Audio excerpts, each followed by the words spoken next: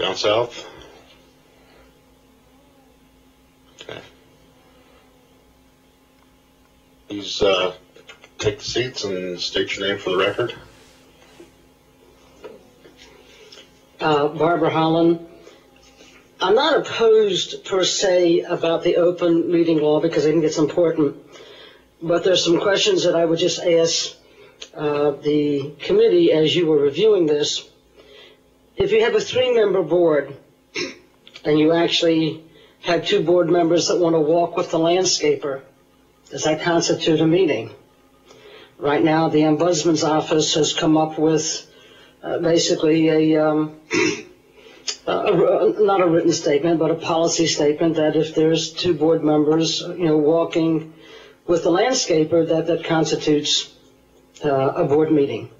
The difference between public law, public government, is that public government has a tremendous amount of paid staff members who take care of the day-to-day work. And so we don't have that with homeowner associations. As many of us know, we're lucky to even have enough people even wanting to run for a board of directors. And so you have problems in terms of finding often people that are non-board members who would participate in committees.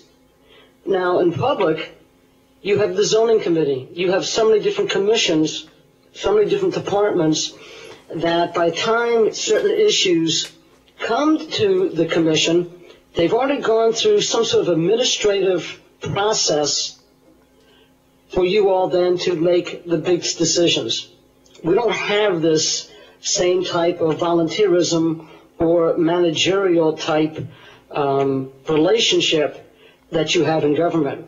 So, for example, what happens on these short sales in which I get phone calls at my office saying, can the board reduce the fines, waive late fees, whatever? We can't just call for a meeting.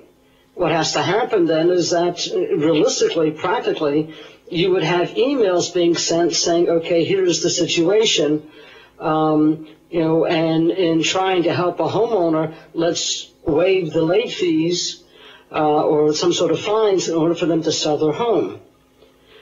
So the problem that I see is not so much the fact that I'm not against open meeting laws. Believe me, I have sat here before testifying, and I have felt that the gentlemen that have been sitting in the Senate Judiciary over the years have not conducted a proper open meeting law in terms of the people here in Southern Nevada being able to speak, which happened last year. So it's not that I'm against that, but I think, sure, how you all help in terms of the boundaries, the practicality.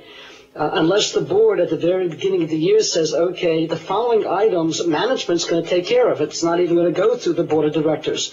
And I'm not quite sure whether that is something that you all want either, but there's a difference in the structure between public, where you have all of these different staff people, paid people, various commissions, in which things can be filtered up, and they are doing the day-to-day work.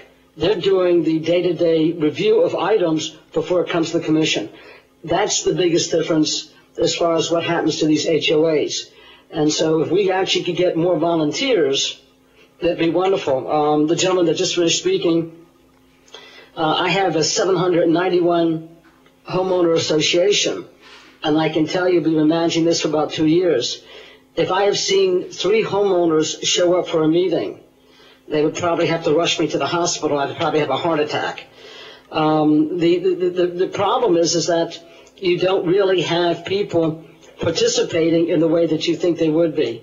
Many of us do send these agendas out way in advance of the meeting, and yet I've never, in managing property here for over 30 years, has anyone actually ever written me a letter, an email, a fax that objected to something on the agenda.